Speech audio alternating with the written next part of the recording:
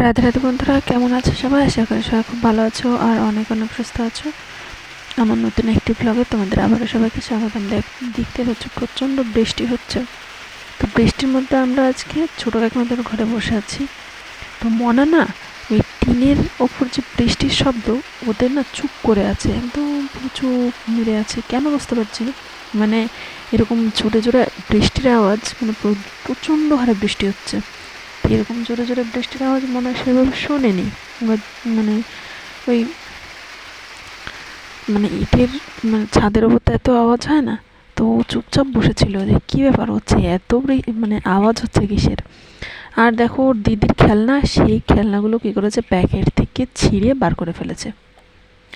এত দুষ্টু হয়েছে, মানে এত চঞ্চল, মানে কি বলবো। দেখতে পাচ্ছ, মানে সব কিছু নিয়ে নেবে। তারপর এবার বিকাল হলে তারপর আমরা চলে গেলাম মাসি বাড়ি, বড় মাসি বাড়ি বাতকুল্লা। তো সেখানে হচ্ছে বড় মাসিদের ওখানে কালী পুজো হবে। তো কালী পুজোতে গিয়েছি আমরা, অনেক মানুষ আমাদের বাড়ি থেকে সবাই।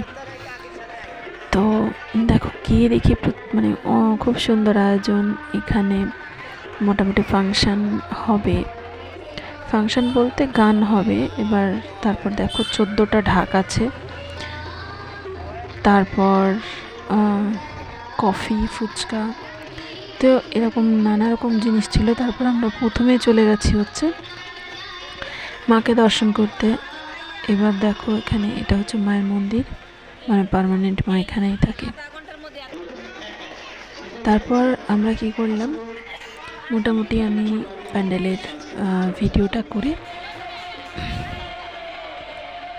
এবার দেখো মানে প্রসাদের জায়গায় ভিড় কি, সবাই চেয়ার টেবিলে দিয়েছে, মানে চেয়ার টেবিল, কিন্তু এত ভিড় বলে বোঝানো যাবে না। তারপরে এখানে ছিল লেডি কাটারের,